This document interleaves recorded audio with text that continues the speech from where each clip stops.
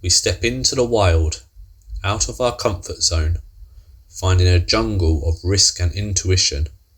This is where the rules blur and the senses sharpen. We're not just drawing, we're exploring, testing the edge of our talent, chasing something untamed. We step into the tiger's world. Every shadow whispers a question. Can emotion be sculpted from nothing but black dust and light? Can the marks I leave behind speak of dominance, elegance, and untamed beauty? This isn't about control, it's about listening, responding, letting the drawing guide us, waiting respectfully for the tiger to pounce.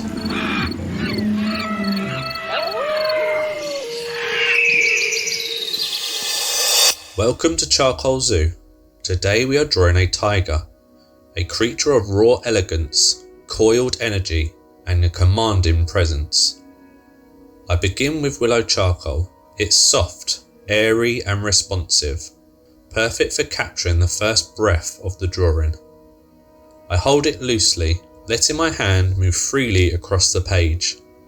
I sketch the basic structure of the tiger's head, finding its placement on the page. These early lines are temporary and flexible to change. I'm feeling out the proportions, the tilt of the head, the tension in the shoulders. The goal is to capture the essence before committing to specifics, to let the tiger emerge in its own time. With the initial sketch ideas laid down, I use a paper towel to gently press the charcoal into the paper. Blending slowly builds a middle tone, leaving a smoky haze on the surface. The middle tone becomes the stage on which light and shadow will perform.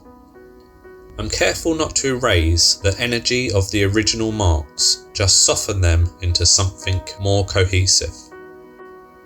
Now I switch to compressed charcoal, housed in a pencil extender. This tool lets me work with precision by keeping my hands clean and avoiding accidental smudges. Compressed charcoal is darker, denser, and more assertive than Willow. I use it to reinforce the tiger's structure. The compressed charcoal helps anchor the drawing. The extender gives me control, allowing for clean, deliberate strokes. I begin building shape and contrast, finding the darkest shadows from the reference.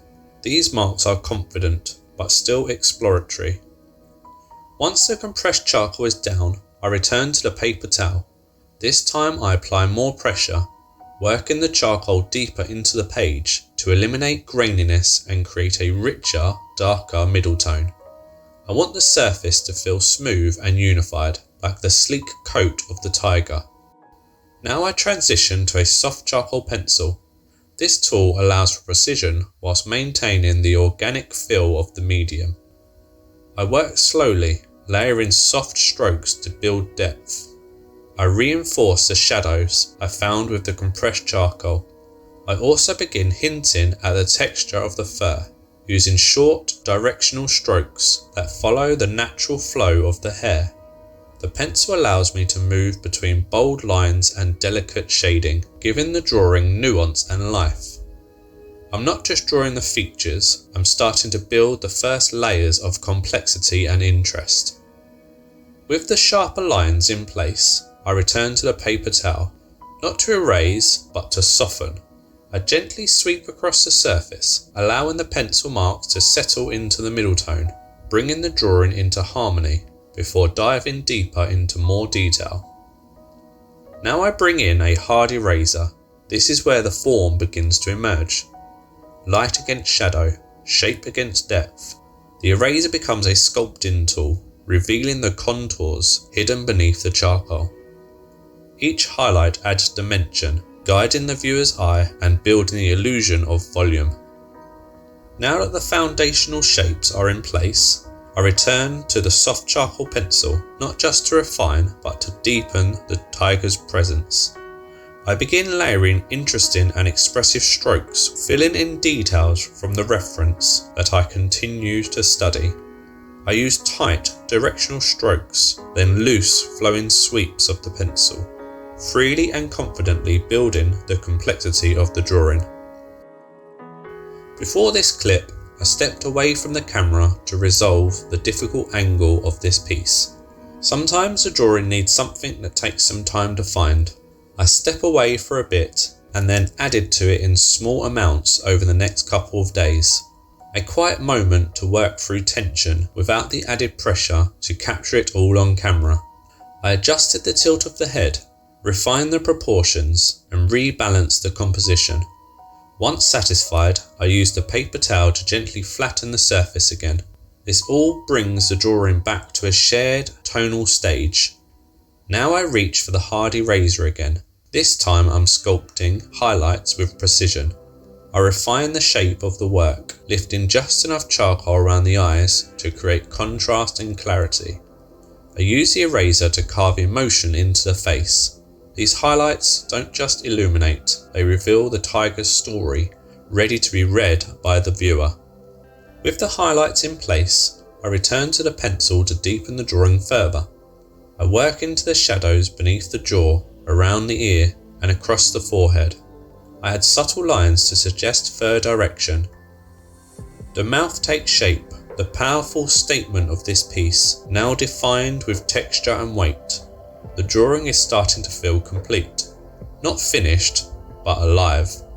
A creature full of raw emotion that can no longer be hidden. Before adding the final dramatic highlights, I use the paper towel one last time. The drawing now feels balanced, cohesive and ready for its final voice.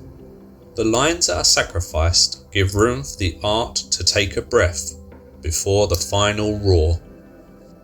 Now I focus on texture. This is where the drawing becomes truly complex. I use the hardy razor in fine deliberate strokes, tracing the flow of fur and the subtle ridges of skin. I vary the angles of the eraser, responding to the natural direction of the tiger's coat. Around the eyes, the fur is short and dense. Along the cheeks and neck, it lengthens and softens. I lift charcoal in layers, creating contrast that adds realism. The interplay of light and dark creates a sense of motion and depth. I work around the face, guiding the viewer's eyes through the drawing.